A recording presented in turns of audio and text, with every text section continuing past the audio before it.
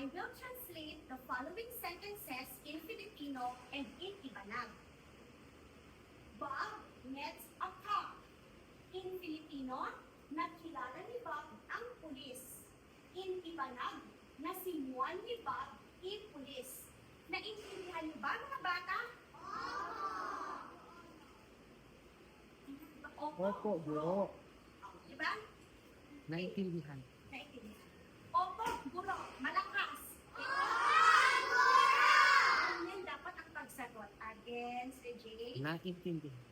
Naintindihan. 1, 2, 3, go. Naintindihan niyo ba, mga bata?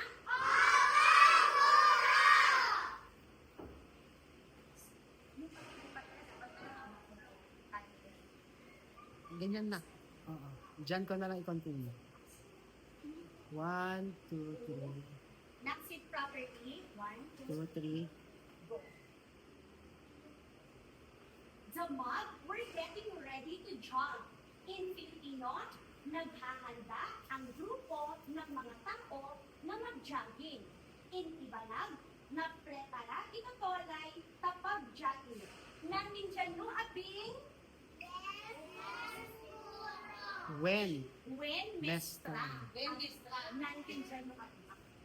Natin dyan. 1, nantin. Nantin dyan. When mestra, is it property? Okay. Mamaya na. Walang nagkakatok na. Saglit lang naman yan. Okay. 1, 1, 2, 3. Bilisan mo. 1, 2, 3, go. nandin dyan no abing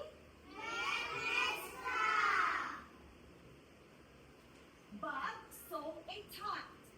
Nakita ni Bob ang paslit. Pilipino. Babso. Sit properly. Bob saw a tot.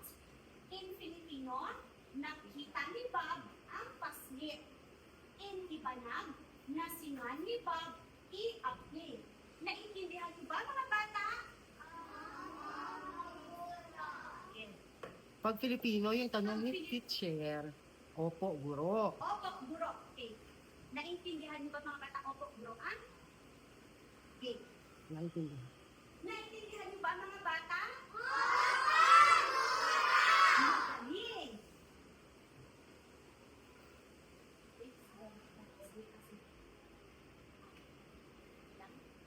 The top was looking for his dad. In Filipino, hinanap ng paslit ang kanyang tatay. In Ibanag, inaleg na abing iyamana. Nandin dyan no abing? When? Mestra. Again. O, when mestra lang. Sige. Natin yan. 1, 2, 3. Natin dyan no abing? Malaki. The lad saw the map. In Filipino, sandali, nakatingin siya. Uy, oo, nagkita ka dito. Nakatingin kayo sa angkit. Huwag kayo tumingin at pag-ano si ma'am. Nakbaba. Huwag kung iba-iba tinitignan nyo.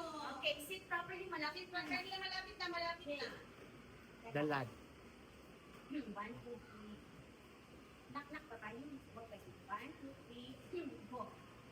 The lad saw the map. In Filipino, nakita ng batang lalaki ang grupo ng mga tao. In Ibanag, nasingan na abing o lalaki itotolan. Naintindihan niyo ba, mga bata?